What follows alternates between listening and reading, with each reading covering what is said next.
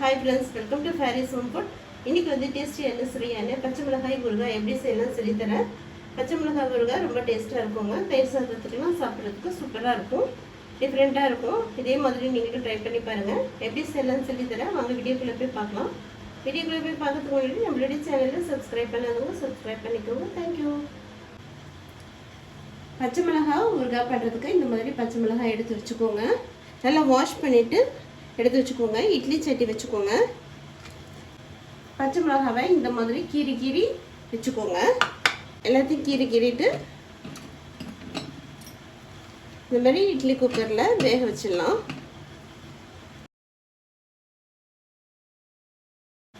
பாருங்கள், எல்லாத்துலேயும் ஒரு 4 பச்சை மிளகாய் போட்டிருக்கேன். 10 மினிட்ஸ் அப்படியே மூடி போட்டு விட்டுடலாம். நல்லா பச்சை மிளகாய் வெந்துடும்.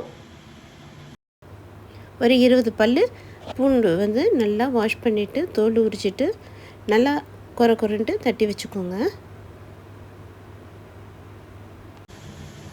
பாருங்கள், பூண்டு நல்லா தட்டி வச்சாச்சு. ஒரு லெமன் சைஸில் புளியும் போட்டுக்கலாம். தண்ணி ஊற்றி நல்லா புளி ஊற வச்சுட்டு நல்லா திக்காக கரைச்சி வச்சுக்கோங்க. பச்சை மிளகாய் ஒரு பக்கம் வேகட்டும். பச்சை மிளகாய் ஊறுகாய் பண்ணுறதுக்கு பொடி பண்ணணும். ஒரு பேன் வச்சுக்கோங்க. 1 டீஸ்பூன் கடுகு, 1/2 டீஸ்பூன் வெந்தயம். கடுகும் வெந்தயமும் நல்லா வறுத்துக்கோங்க. நல்லா பொரியும், கடுகு படபடன்னு பொரியும். அது வரைக்கும் நல்லா வறுத்துக்கோங்க. வெந்தயமும் நல்லா வாசனை வரும். நான் இன்றைக்கி ஒரு 20 மிளகாய் போட்டிருக்கேன். அதுக்கேற்ற மாதிரி நான் கடுகு வெந்தயம் போட்டிருக்கேன். நீங்கள் அதிகமாக போட்டிங்கன்னா கொஞ்சம் அதிகமாக நீங்கள் கடுகு வெந்தயம் போட்டுக்கலாம்.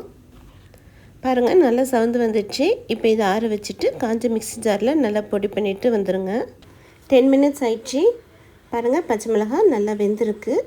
இப்போ இது ஒரு பக்கம் இருக்கட்டும். ஊறுகாய் தாளிக்கிறதுக்கு ஒரு பேன் வச்சுக்கோங்க. நல்லெண்ணெய் போட்டுக்கோங்க. ஊறுகாய்க்கு நல்லெண்ணெய் நல்லாயிருக்கும். எண்ணெய் சூடானதும் இடித்து வச்சுருக்கிற பூண்டை போட்டுக்கலாம். பூண்டு இந்த மாதிரி இடித்து போடும்போது நல்லா வாசனையாக இருக்கும் ஊறுகாய்க்கு. ஃப்ரெஷ்ஷான கருவேப்பிலையை ஒரு கைப்பிடி போட்டுக்கோங்க. நல்லா பூண்டும் கருவேப்பிலையும் நல்லா வதக்கிக்கோங்க. பச்சை மிளகாவும் பூண்டும் நல்லா வதங்கியாச்சு. இப்போ நம்ம வேக வச்சுருக்கிற இட்லி பாத்திரத்தில் வேக வச்ச பச்சை மிளகாவை போட்டுக்கலாம். பச்சை மிளகாய் பச்சையாகவும் போடலாம், ஆனால் அப்படி போட்டால் ரஃப்பாக இருக்கும். இந்த மாதிரி இட்லி பாத்திரத்தில் வேக வச்சு பண்ணும்போது நல்லா சாஃப்டாகவும் இருக்கும், நல்லா டேஸ்ட்டாகவும் இருக்கும். நல்லா வெந்து சாப்பிட்றதுக்கு ஊறுகாய் நல்லாயிருக்கும். நல்லா கீரி போட்டுக்கோங்க. அப்போ தான் உப்பு காரம் எல்லாம் ஊறுகாயில் ஏறும்.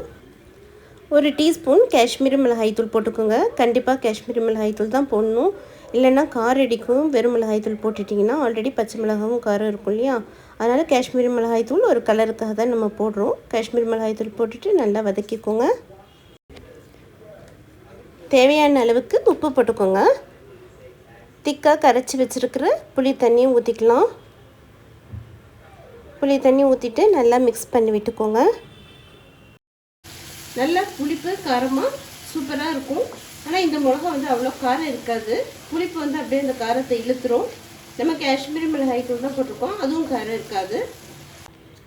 வறுத்து பொடி பண்ணி வச்சுருக்கிற கடுகு வெந்தயத்தை போட்டுக்கலாம்.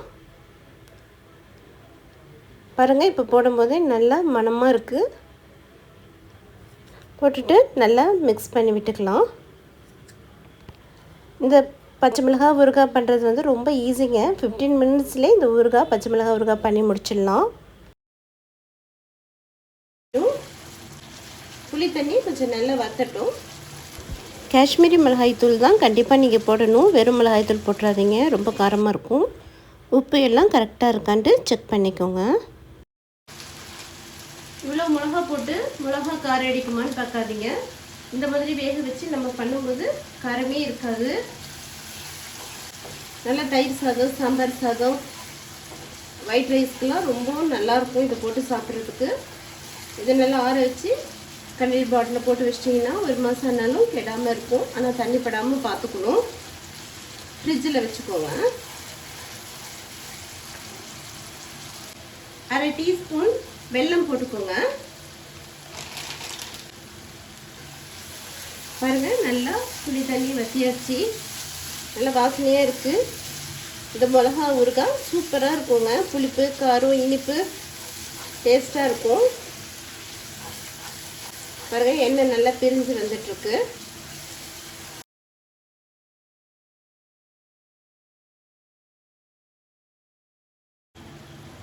பாருங்கள், நல்லா ஒரு எல்லாம் எண்ணெய் பிரிஞ்சு வந்திருக்கு. சூப்பராக பச்சை மிளகாய் ஊறுகாய் ரெடி ஆகிடுச்சிங்க. இதை நான் சொல்கிற அளவோட நான் சொன்ன மெத்தடில் நீங்கள் சமைச்சு பார்த்தீங்கன்னா சூப்பராக டேஸ்ட்டாக இருக்கும். இப்போ ஸ்டவ் ஆஃப் பண்ணிக்கலாம். டேஸ்டியான பச்சை மிளகாய் ஊறுகாய் ரெடி ஆகிடுச்சு. வாங்க இது ஒரு பிளேட்டுக்கு மாற்றிக்கலாம். பாருங்கள், பார்க்கவே எவ்வளோ சூப்பராக இருக்குது. சாப்பிட்றதுக்கும் இன்னும் ரொம்ப நல்லா டேஸ்ட்டாக இருக்கும். தயிர் சாதம், ஒயிட் ரைஸு, சாம்பார் சாதம் வச்சு தோசைக்கு வச்சு சாப்பிட்றதுக்கு ரொம்பவும் நல்லா சூப்பராக இருக்கும். இதே போல் நான் சொன்ன அளவுகளோடு நீங்களும் செஞ்சு பாருங்கள். ஊறுகாய் செஞ்சதும் காஞ்ச பாட்டிலில் ஆற வச்சுட்டு நல்லா போட்டுக்கோங்க. அப்போ தான் ஒரு மாதம் ஆனாலும் கெடாமல் இருக்கும். நான் சொன்ன மாதிரி செஞ்சு பாருங்கள். இந்த வீடியோ பிடிச்சிருந்தால் லைக் பண்ணுங்கள், ஷேர் பண்ணுங்கள், சப்ஸ்கிரைப் பண்ணுங்கள். தேங்க்யூ ஃபார் வாட்சிங். பாய்.